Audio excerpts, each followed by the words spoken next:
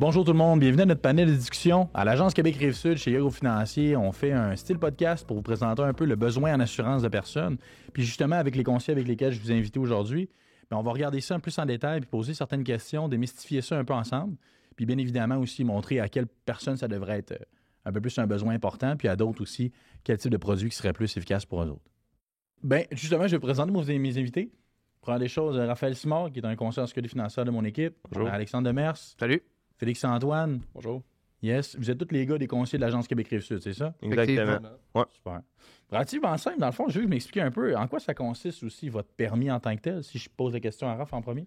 Bien, dans le fond, nous, on est dûment certifiés par l'Autorité des marchés financiers en assurance de personnes. Ça, c'est quoi en assurance de personnes? Bien, c'est simple. C'est tout ce qui est, mettons, assurance vie, assurance invalidité, assurance maladie grave.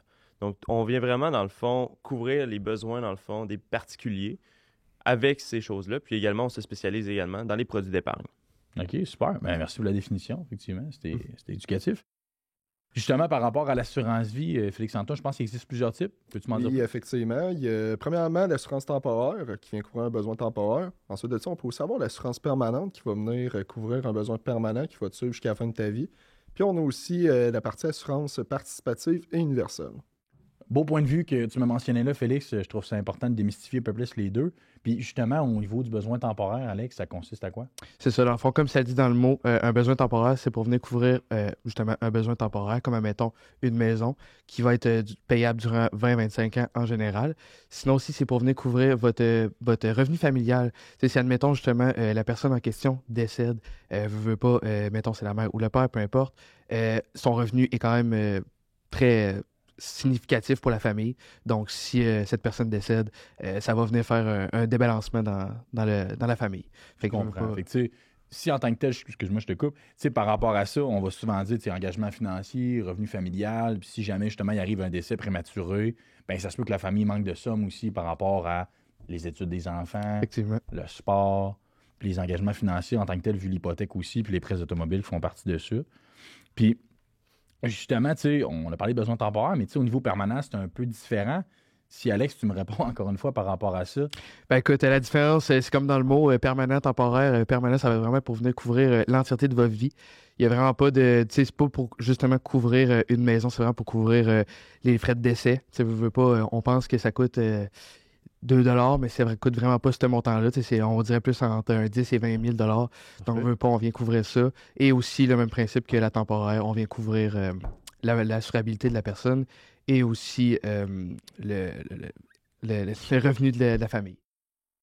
Justement, par rapport à l'assurance permanente, les gens qui ont plusieurs actifs financiers comme des résidences secondaires, des immeubles à revenus, peut-être avoir aussi beaucoup de liquidités aussi en placement. Quand ces personnes-là décèdent, il y a une facture fiscale aussi à payer. Effectivement. C'est un besoin permanent? Oui, c'est un besoin permanent. Veut pas. Ben, tout dépendant justement aussi de les personnes. Si vous n'avez pas ça, je dirais qu'on pense pas vraiment à ça. Mais oui, justement, si vous avez des immeubles à revenus, faut essayer de gager ça. Fait qu'on va essayer de gager l'assurance vie en fonction de ça.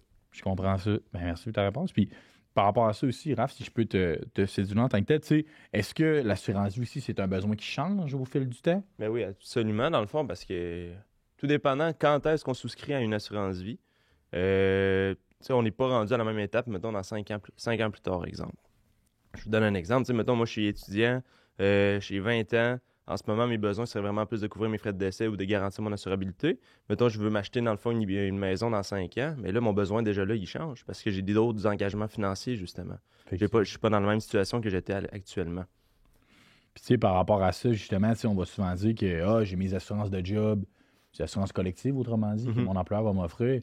Puis, tu sais, souvent, il y a une portion d'assurance vie aussi de là-dedans, une portion d'assurance conjointe. C'est-tu suffisant? C'est-tu bon? Raph, peux-tu m'en parler un peu? Bien, c'est comme, tu sais, c'est pas la même chose, en fait, que des produits au niveau personnel. Dans le sens que, mettons, une assurance vie collective, c'est vraiment, probablement, ça couvre une fois ton salaire, OK? 1 à 2 fois ton salaire, tout dépendant, dans le fond, de la convention collective que tu as. Puis également, c'est, tu quittes ton emploi, tu prends ta retraite, tu n'as plus accès à cette assurance vie-là, dans le fond. C'est terminé. Versus un produit au personnel, justement, que ça, bien, ça t'appartient au lieu d'appartenir à un collectif. Donc, dans tant que tel, tu sais, si je suis un peu ta lignée de pensée, moi, si j'ai une hypothèque, ben, mon assurance collective va être sûrement pas suffisante. Non, Puis exactement. souvent, ben, si jamais je change de job, ben, j'ai aucune garantie de conserver mon assurance vie. Tout à fait. OK. Ben, dans le fond, justement, par rapport à ça, l'assurance collective pour l'emploi, ça reste que il y a aussi plusieurs types. Souvent, on va prendre l'assurance collective pour le crédit. Donc, sur nos cartes de crédit, les prêts automobiles, on peut souscrire aussi de l'assurance crédit sur nos prêts hypothécaires. Mhm. Peux-tu m'expliquer c'est quoi cette différence-là entre cette assurance-là de groupe et de l'assurance vie personnelle? Ben, dans le fond, c'est comme quand tu souscris une assurance vie, en fait, pour l'hypothèque, ce qu'on appelle justement une assurance prêt. Souvent, dans le fond, c'est auprès d'une institution prêteuse pour ton prêt hypothécaire. Puis, c'est encore une fois pas le même produit qu'une assurance hypothécaire auprès d'un assureur. Pourquoi? Mais dans le fond, le premier argument, ce serait qu'on ne peut pas nommer de bénéficiaire. Le bénéficiaire, justement, de ton assurance prêt, c'est l'institution prêteuse. Donc, OK. ça serait, mettons, la première différence. Par la suite, justement, à chaque renouvellement hypothécaire, en fait, la déclaration d'assurabilité se fait à chaque renouvellement hypothécaire. Ça veut dire que, mettons, on souscrit une assurance vie. Dans les premières années, ça va être peut-être un peu moins cher ou sensiblement pareil. Puis par la suite, au renouvellement, dans le fond, comme tu as vieilli de 5 ans, parce que souvent les renouvellements hypothécaires, ça se fait après 5 ans. Comme tu as vieilli de 5 ans, ben tu changes justement, tu montes ton prix justement, ton taux, parce que, vu que tu as vieilli de 5 ans, ça... Ton taux d'assurance est plus élevé. Là. Exactement. Ok, je comprends. Ouais. Dans le fond, Félix, par rapport aussi à l'assurance en tant que telle, puis le besoin, pour les gens qui sont dans la vingtaine, comme vous autres, les boys, mais souvent, on réalise que on est en bonne santé, puis on n'a pas tant de besoins, puis on se dit, c'est pas grave, je la prendrai plus tard. Mais c'est quoi l'avantage de prendre une police d'assurance vie quand tu es plus jeune, dans la vingtaine? Un jeune de 20 ans devrait préférablement souscrire à une assurance vie parce que, premièrement, ça va venir protéger son assurabilité. On le sait très bien, au cours de notre vie, notre état de santé peut changer assez rapidement, puis faire en sorte qu'on n'est plus assurable, car être assurable, c'est un privilège et non un droit. Aussi, deuxièmement, le fait de prendre une assurance vie à son jeune âge fait en sorte qu'on va payer des primes. Ceci étant dit, notre coût d'assurance va être moins élevé que si on la prendrait plus tard. OK, c'est vraiment vrai, effectivement. D'un autre côté aussi, des fois, ça peut être juste une question de surpoids, on peut avoir une surprime. La tarification aussi, ils vont regarder notre rapport du médecin traitant. Bien évidemment, si je fais de l'hypertension, du cholestérol, ma prime ne sera pas super belle, on s'entend. Tandis que quand on est en jeune âge, puis on est en bonne santé, puis en bonne shape, bien, probablement que notre produit d'assurance va être moins cher. J'ai aussi un droit de renouvellement ou de transformation. Ça, je vais venir un petit peu plus tard dans la discussion. Mais ça aussi, je vais pouvoir l'utiliser à mon escient aussi dans le futur. Puis ça, je trouve ça quand même important aussi pour les jeunes qui sont en jeune âge. Puis, justement, par rapport à ça, Alex, en tant que tel, ton droit de transformation, tu l'utilises quand puis pourquoi? On utilise ça quand justement on veut transformer notre besoin temporaire en besoin permanent ou aussi juste pour garder notre besoin d'assurabilité.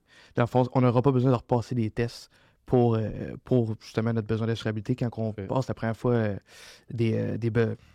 la première fois on souscrit une assurance temporaire ou bien permanente, il faut justement regarder nos besoins. Oui, c'est ça. Tu as une tarification dans le fond, puis une déclaration d'assurabilité à faire. Fait que dans ce cas-ci, tu sauves cette étape-là.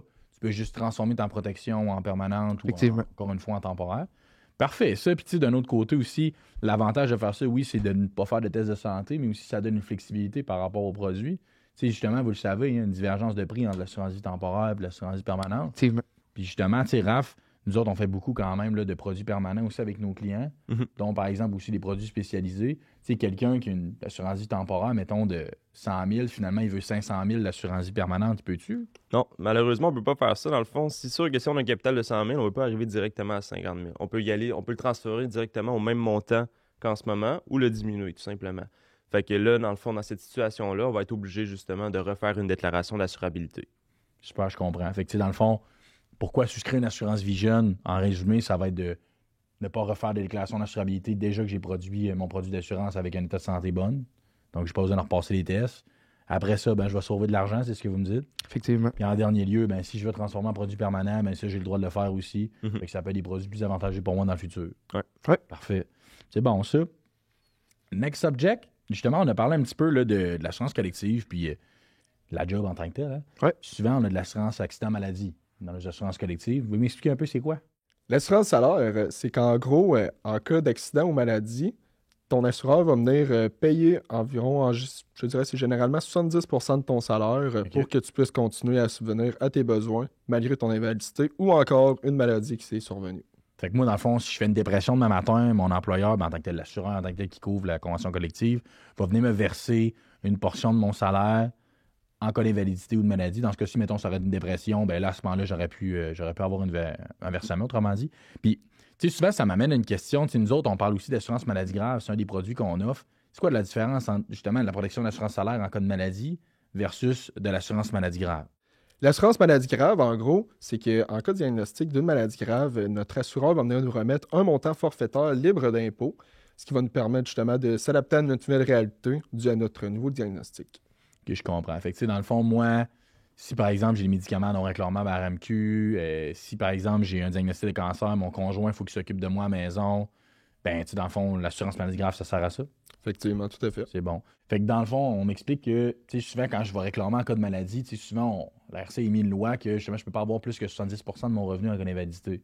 L'assurance maladie grave, si tu assujetti à cette loi-là?